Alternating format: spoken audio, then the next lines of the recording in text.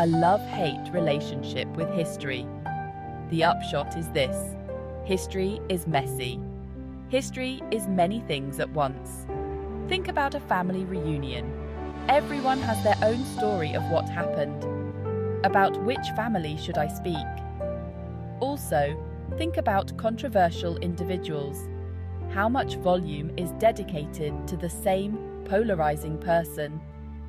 This makes our analysis just that touch harder. Ghana Kwame Nkrumah, for example. He's celebrated as an icon, yet he is demonised at the same time. Should we lionise them? Should we forget them? Let's break it down. The hero's tale: celebrating the good. To begin with, each of these controversial political figures have done something great. Ghana is a testament to that. Independence was Nkrumah's contribution to his country. People praise him for taking Ghana from the control of Great Britain. Covering the good times helps inspire and rebuild the sense of patriotism and national solidarity. I compare it to that uncle who comes to family gatherings and tells the best stories. He has a shady past, but everyone listens attentively to his narrative. By honouring the good, it helps keep our culture alive. It forms that sense of identity and continuity. Even when our history is messy and outright horrible at times, our culture insists on the possibility of continuing. The dark side, acknowledging the bad. But the thing is, this sweeping dirt under the carpet is not a good idea. It's still there, and you're still going to trip over it. Ignoring Nkrumah's faults is the same, and many of these leaders' faults are the same. Corruption, oppression, abuses of power are not things that we can sweep under the carpet just because they are inconvenient to the image we wish to promote. The fact that Nkrumah's time was not always rosy, that his leadership took on authoritarian markings with censorship, political oppression, shows that there is a valuable lesson to be learned in acknowledging the bad. If you touch a hot stove, you really do only need to do it once. If we don't recognize it, we're liable to do it all over again. And because we know about it, we might be able to build a culture of accountability and vigilance against abuses of power. The legacy of complexity: why it matters. Examining fully the legacy of such controversial figures is more important than we realize. Just like an onion, there are several layers in the assessment of every icon. Someone whose contributions are good and bad is not always easy to understand or embrace. To simply celebrate a single contribution or set of contributions without delving into the negative actions is not cover-up or denial. It is an adult way of earning the life lessons the past can hold. Nkrumah's dream of abolishing empire and unifying Africa was complex, as his actual controversial actions were complex.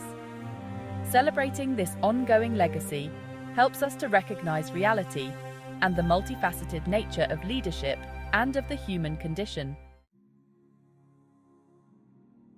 Finding the middle ground. Can we do both? In other words, can we celebrate and criticize at the same time? Yes, we can. This approach is not about either sanctifying the great or demonizing them. It is as simple as stating that examining the whole person, including all of the various elements involved, is the goal. Being on a seesaw keeps you balanced, and it is this careful balance of the good and bad that tends to keep things more real.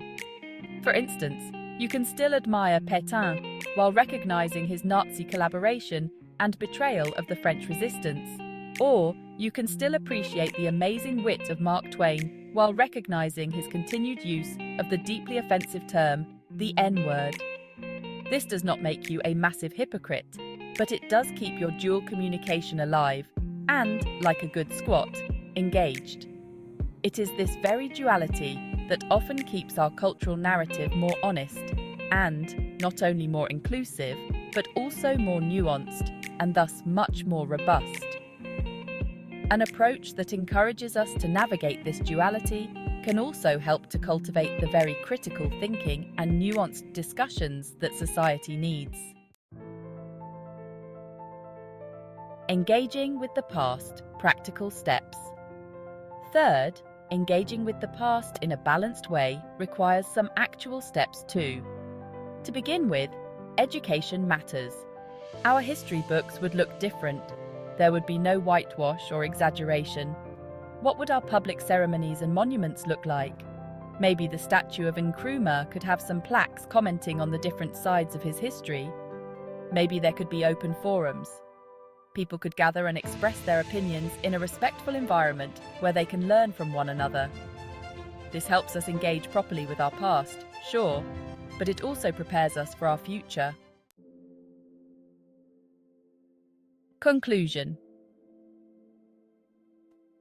Embracing the full picture. In the end, whether we laud or dismiss, it helps to remember that the historical figures involved are exactly that, historical. They were human beings, and as such they did good things and bad. This is our culture's work, to grow up to our levels of complexity. I would never recommend that we simply wipe away our history with a gust of sanitizing wind. Nor would I recommend that we glorify our history as if it were all triumph.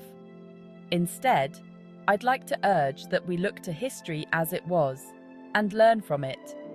In doing so, we create a narrative both more nuanced and inclusive by learning from our mistakes and triumphs. By doing so, I think we will find ourselves better equipped to deal with this age of even greater complexity. This salary history ban helps advance the gender and wage gap. FAQs. 1.